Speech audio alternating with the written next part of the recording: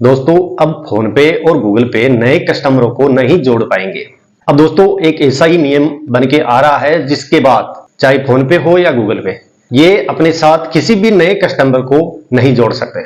दोस्तों इस नियम में यहां तक प्रावधान है कि जो कस्टमर फोन पे और गूगल पे के साथ जुड़े हुए हैं उनमें भी कुछ ग्राहकों को फोन पे और गूगल पे को हटाना पड़ेगा। आज के वक्त में 70% लोग ऐसे हैं जो अपने घर से निकलते हैं किसी भी चीज की खरीदारी करने के लिए या मार्केट जब भी वो जाते हैं तो अपने जेब में किसी भी प्रकार की कोई करेंसी अपनी जेब में नहीं रखते और उसका कारण है यूपीआई।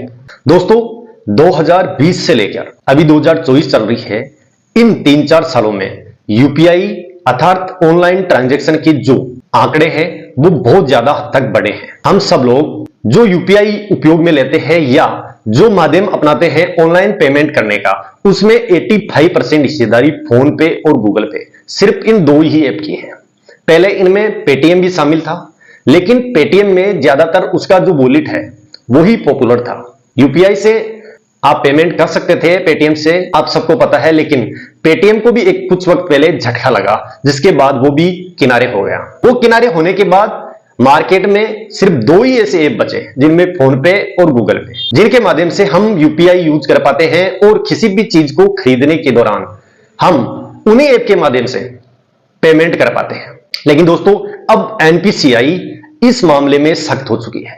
एनपीसीआई का मतलब है नेशनल पेमेंट कॉरपोरेशन बैंक। दोस्तों ये एनपीसीआई है जो यूपीआई को कंट्रोल करती है, या यूं कहे कि यूपीआई को अपने देश में चलाने वाली जो संस्था है वो एनपीसीआई है।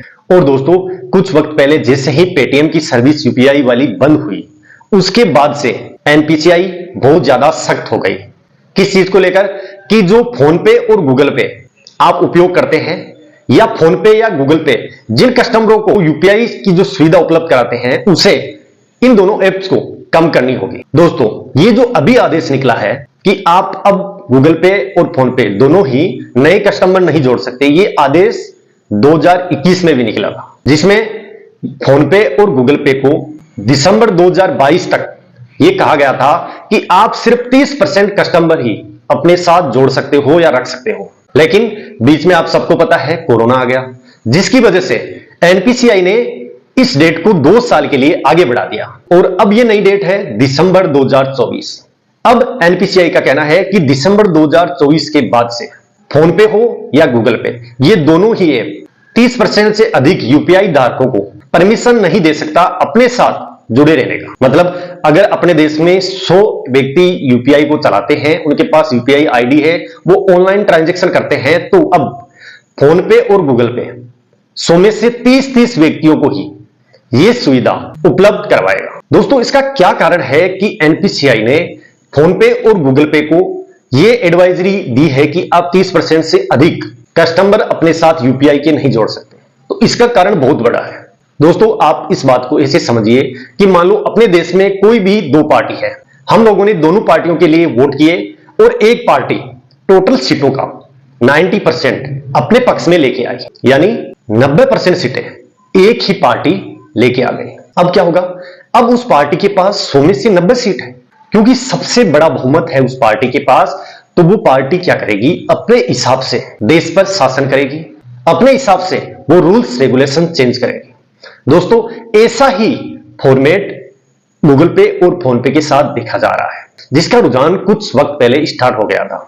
आपने देखा पहले हम लोग फोन पे गूगल पे इनसे अगर रिचार्ज करते थे अपने मोबाइल में तो किसी भी प्रकार का कोई शुल्क हम लोगों को नहीं देना होता था। लेकिन कुछ वक्त पहले से हम अगर मोबाइल में रिचार्ज करते हैं तो हम लोगों को कुछ चार्जेस फोन पे और गूगल पे को पे करने होते हैं।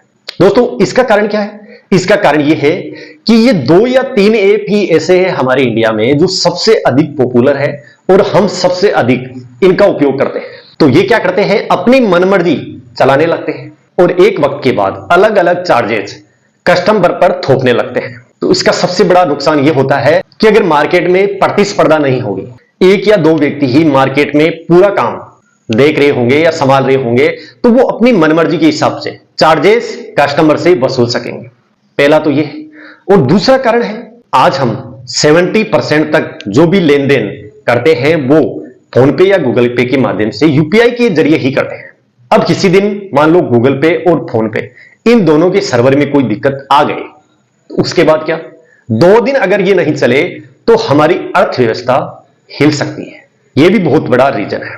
तो दोस्तों, इसके लिए एनपीसीआई नहीं चाहती कि 30% से अधिक कोई भी ऐसा ऐप अपने पास कस्टमर रखे जो यूपीआई इस्तेमाल करने की परमिशन देता हो, क्योंकि एनपीसीआई नहीं चाहती कि कोई ऐप मार्केट की मोनोपोली को खराब करे, वो लोगों से अधिक पैसे की वसूली करे, आज नहीं तो आने वाले वक्त में। और दोस्तों, ये बात सही भी है।